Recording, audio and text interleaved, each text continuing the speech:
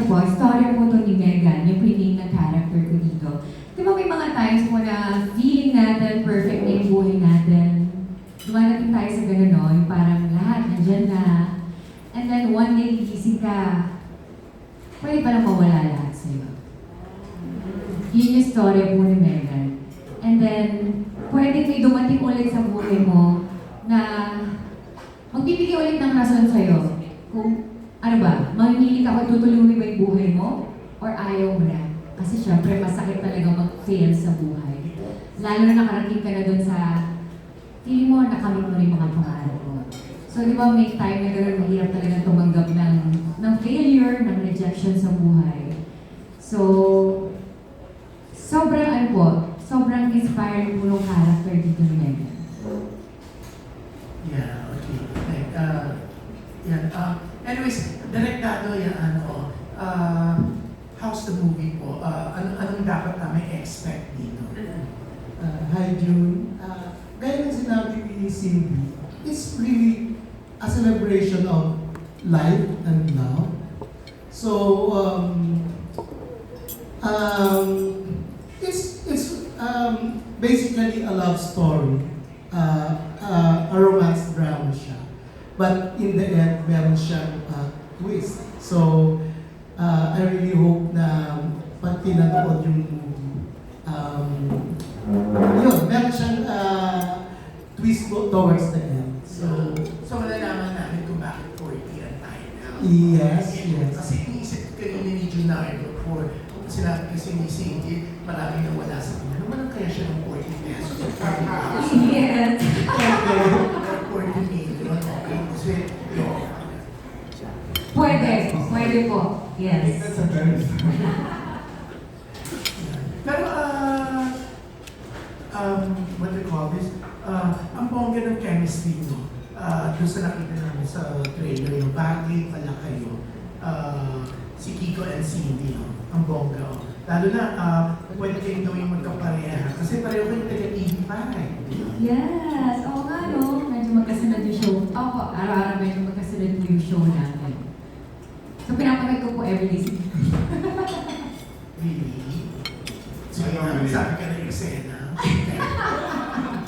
Hindi. Pero, exciting yung, yung trailer ng movie nyo. So, ikaw, Kiko, anong in-expect mo? Kasi ngayon, nasa prime time ka na ang bongga mo, di ba? Pareho kayo, ito kayo ay maghari at mag-reyna kayo sa, kaya kayo sa Taguig once na ipalabas na ito sa September 4. Lalo na, bumabalik na yung, ang mga tao sa movies. Kasi ito, ang Viva, and Stars Lima may collab na talagang kumikita, milyones o more than 100,000 na sa 3D, hindi, 100, almost 100 million na sa, ito, today. Wow.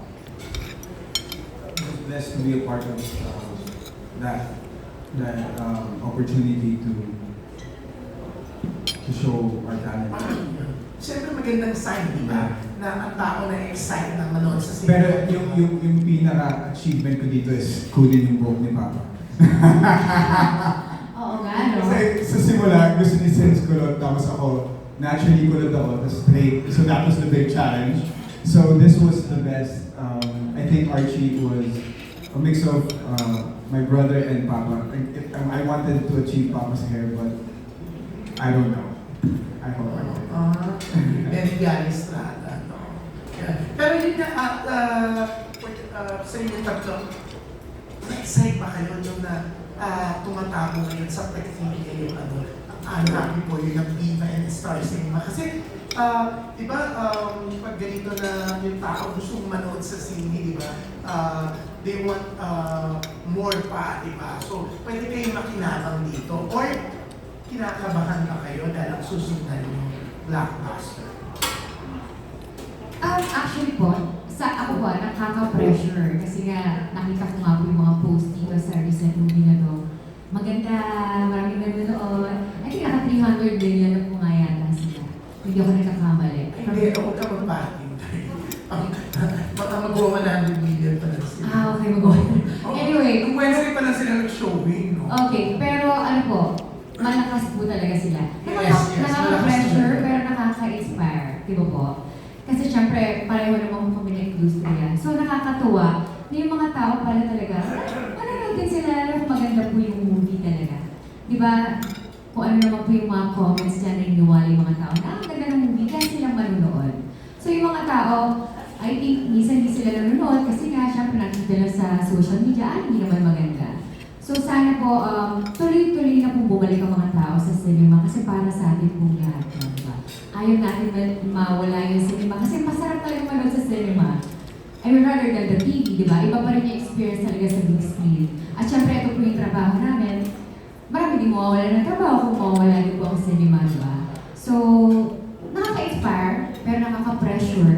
Pero sana po, yun nga, ma-pull din kami nitong pagsisimula na to sa cinema. Sana tuloy-tuloy, no? Yes, sana po. You agree, Kiko? Yes, it's a win for everyone. Direct Dado, you agree? Yeah, I agree.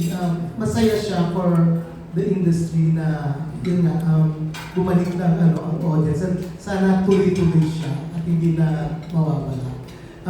And also, syempre nakaka-pressure din. But I'm confident with this project kasi gaya nga ng sinabi ni June, yung benta rin dito sa movie na ito, yung chemistry ni Cindy at saka ni Kiko.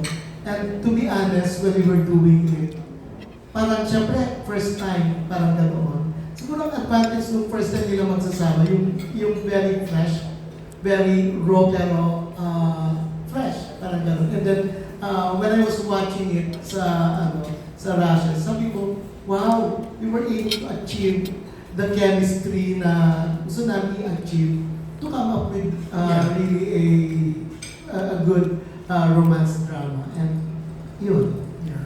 At saka bongga, may Diego Loizano pa, no? Yeah. Special project. At pero pinaka-bongga nito, pigil ko, lang magiging bonggang-bongga sa takilya to. Kasama si P.B. Walker, no? Yeah! Yes, of course! Salamat po sa Thank pagsama. you. Thank you, P.B. Thank you. Yeah, thank you, Cindy. Good luck, Kiko. So much to do. Ako, super love ko kayong dalawa. Parang nahirapan po agad. Medyo personally. Huwag po madali rin. Huwag lang may love, magka-boyfriend, just for the sake na may kasama ka. So natutunan ko po, maging masaya muna ako sa sarili ko. I'm actually 2 years na single na po. So medyo matagal na po. And I'm okay. I'm happy with myself. Kaya pag tinatanong ako bakit wala pa rin akong boyfriend, kasi feeling ko, dahil nga busy din po ako sa work ko, tapos masaya naman po ako, okay lang po ako, marami naman akong friends, nandiyan lahat ng friends ko. Pero sabi ko nga, anytime na dumating po, kung sino man yun, okay lang, I'm ready. At least, tanggap ko yung sarili ko, mahal ko yung sarili ko. And then from there, pwede na ako magmahal. Kasi parang before, parang hindi ko mahal yung sarili ko. Mas mahal ko yung partner ko. I think yun yung naging pagkakamali ko dati. I like the question. So, napaisip ako. Shout out to him. Find out siya ngayon later. Pero, yung pinaka-natutunan ko sa pagmamahal is pag nagmahal ka, don't expect anything in return. So, when you love without return. I was gonna say it in English, pero gusto ko mag-Tagalog ngayon, so shout out, lumuhod sa lupa. Napaka-selfless naman ang answer niya. Kasi yun yung pinaka-natutunan ko sa pagmamahal. That's selflessness. Truth. Kasi nung bata ako, sobrang galit ko sa mami ko kasi hindi na ako nilagyan ng laruan. Pero pinatawag ko rin siya ulit. So, that's the simple comparison to that. Yeah. Cindy? Yes, you never really love someone until you're ready to. Minsan, nasasaktan tayo ng mga tao mahal natin, hindi natin maintindihan, galit tayo, syempre lalo pag mahal na mahal natin. And then you realize why they did that, ano yung mga rason nila. Tapos ma-realize mo talaga kung pag mahal mo yung isang tao, tatanggap kapatid mo siya ng buong buo.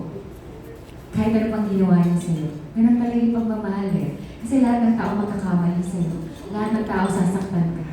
Walang pwedeng hindi. Lahat sasaktan ka kahit sino pa yan.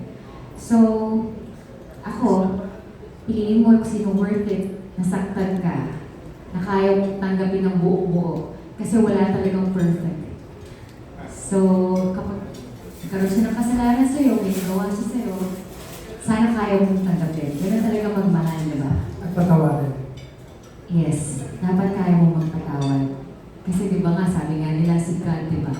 Ganun magmahal sa atin. Lahat ng kasalanan natin, tinatawad niya. And I think, mahirap talaga i-apply yan sa atin, sa ating mga tao. Pero kung may isip mo talaga, yung mga nag-last talaga ng relationship, dahil nagpatawad sila ng hindi lang isang beses. Pero buong buhay, buong relasyon nila, palagi sila nagpapatawad. Yun talaga yung pagmamahal. Thank you, kay Phoebe.